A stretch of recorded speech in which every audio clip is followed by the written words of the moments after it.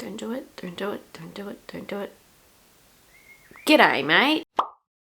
Hello everyone, welcome back. It's Meredith and today I'm going to be doing a really exciting video. I'm going to be announcing a readathon that is happening, and it is the Australian readathon that was created by Mel from a book fiend named Mel.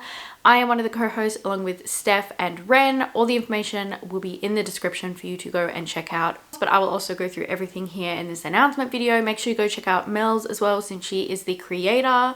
I am just one of her henchmen. So yeah, this is a readathon all about reading Australian authors. There's two ways you can participate. You can just read at least one book by an Australian author, or you can complete the little bingo board that Mel has created. Now, it is a month-long readathon, so you've got plenty of time to complete that bingo board if you so wish.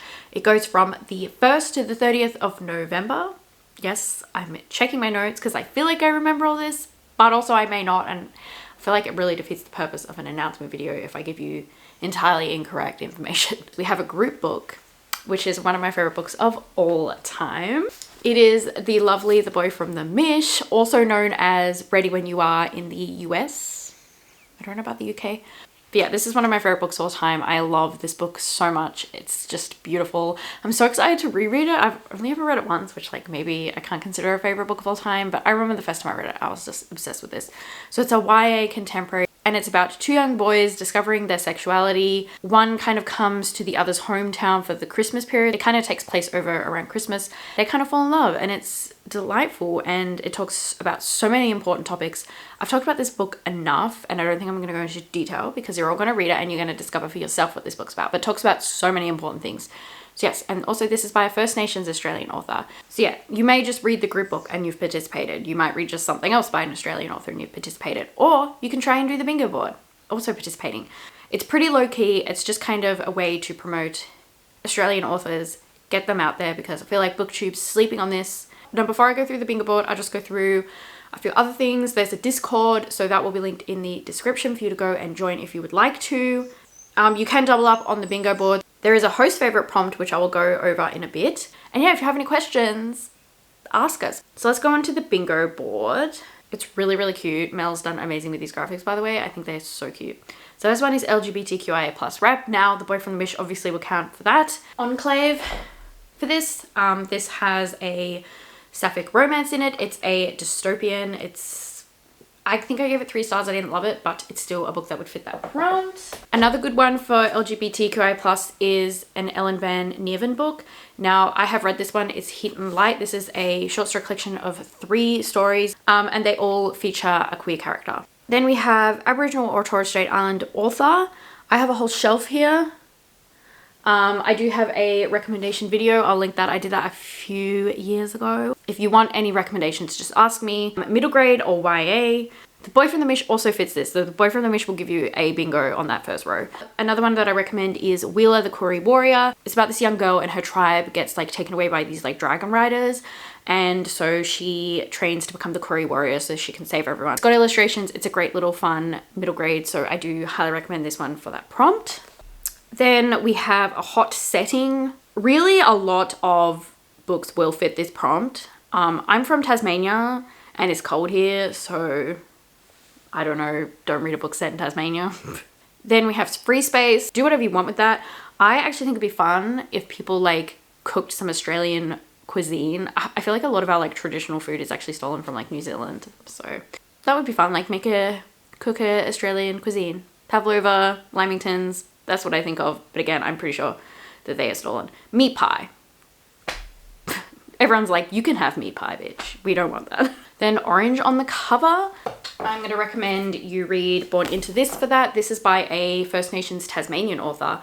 And as you can see, there's orange on here. This is a short story collection. I loved this. 5 stars. One of my favorite books of last year. It's really, really good. They definitely are stories that kind of mess with your brain a little bit. And he's done a fantastic job with this, so I do highly recommend this one for your orange prompt. Then we have Set in Australia. That one's pretty easy to fit. I'm sure you'll be able to find a lot for that one. Then indie or self-published. I can recommend This All Come Back Now because this is by a small publishing house. Why is this book dirty? That's concerning. Why am I touching that? Anyway.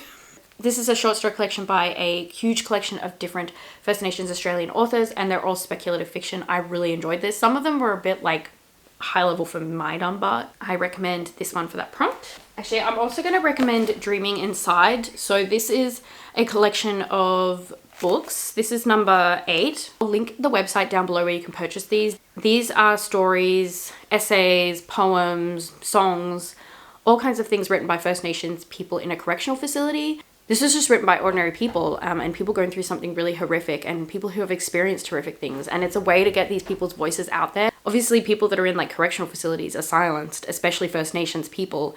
And this is such a great way to get their voices out, to share their experiences. Some of it was just completely heartbreaking. Some of it was quite inspirational. So yes, I'm also going to recommend picking this one up as well. Then we have the host favorite prompt. So here is the lovely graphic of the host favorites.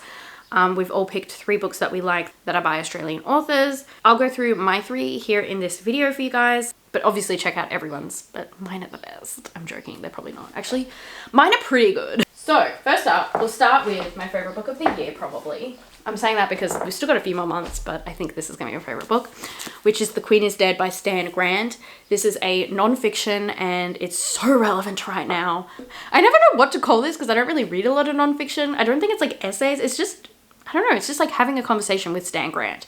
But it's a very one-sided conversation because he's way more intelligent and important and has a lot more to say than me, so I'm just kind of listening. But he writes in a way that's very casual, so you feel like you're having a conversation. But yeah, it's just kind of him talking about all kinds of different things about what's happening in Australia, his experiences. But if you want a book that does not hold back the punches about Australia and Australia's history, read this. Then my next host rec is The Yield. This was my favorite book of the year that I read it, but that was before I had BookTube. I think it was the year before I started BookTube. Anyway, it was my favorite book of the year that I read it. And this is a like, I don't know if it's considered literary fiction or contemporary fiction. It's about this young woman whose grandfather dies, and so she goes back to her hometown for his funeral. And when she's there, she gets kind of involved in what's happening in the town. Basically, they're wanting to mine on this village, and so they want to like move everyone out, destroy the town. So they're trying to prove the historical relevance of this town as First Nations people.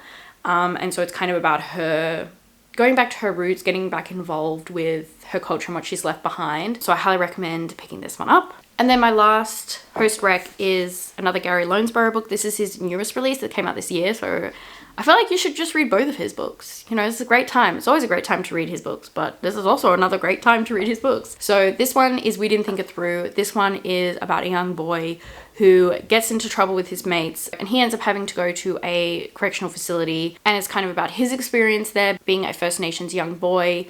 And it's just a very reflective, quiet story about having a voice and standing up for yourself and the power that you have within you and not letting the world define you, and how we make mistakes and we do things, but they do not define us. It talks about a lot of great things, as his other book does too. So I highly recommend picking this one up as well. And I think that that is it. So yeah, if you have any questions, again, do let us know. I believe Mel, Steph, I don't know about Ren, but I believe those 2 are going to be releasing recommendation videos. I kind of just put a few recommendations in here as well. So yeah, I really hope that you'll join us and participate in the readathon. Let me know if you're going to be in the comments. And if you have any recommendations of books by Australian authors, please let us know in the comments. I will catch you all in my next video, and hopefully I'll see you around in the Discord for the Australian readathon. But yeah, until next time, bye.